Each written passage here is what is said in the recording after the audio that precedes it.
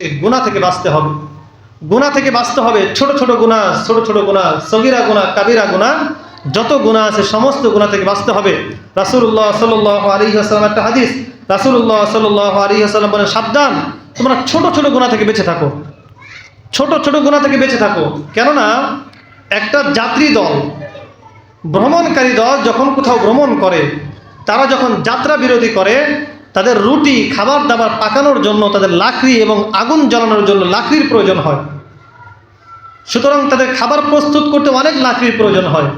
যদি একজন ব্যক্তির পক্ষে এতগুলো লাকড়ি আনতে দেওয়া হয় তাহলে ওনার জন্য কষ্টকর হয়ে যাবে।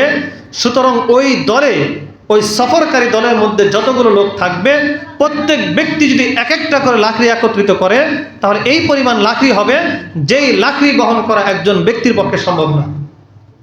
সুতরাং ছোট ছোট গুনাহ থেকে বেঁচে থাকো। কেন?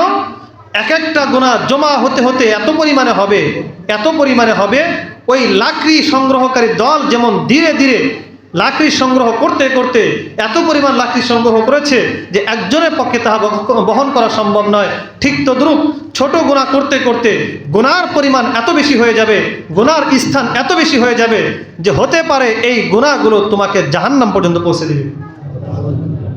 কোথায় পৌঁছে দিবে? জাহান্নামে পৌঁছে দিবে। এই জন্য যত সম্ভব চেষ্টা করা ছোট ছোট গুনাহ থেকে বেঁচে থাকার।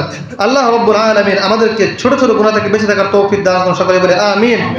মুআজ্জাজ হাজিরিন, যখন গুনাহ বেড়ে যাবে, তখন আল্লাহ রাব্বুল আলামিনের পক্ষ থেকে বান্দার প্রতি আযাব চলে আসবে।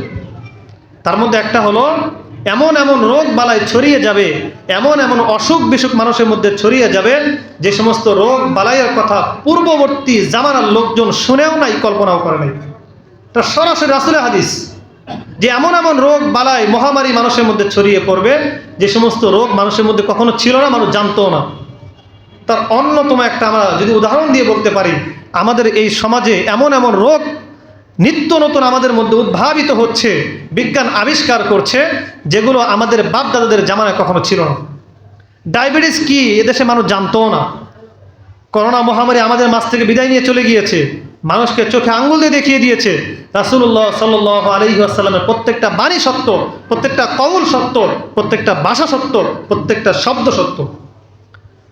মানুষ করোনা কি জিনিস, ওমিক্রন কি জিনিস, আইলা, সিডর, ঘূর্ণিঝড়, এগুলো মানুষ জানতো না। এমন এমন নাম আবিষ্কার হয়েছে যেগুলো মানুষ পূর্ববর্তী এলাকার মানুষ, পূর্ববর্তী জামানা মানুষ জানতো না, সেগুলো আবিষ্কার হয়েছে।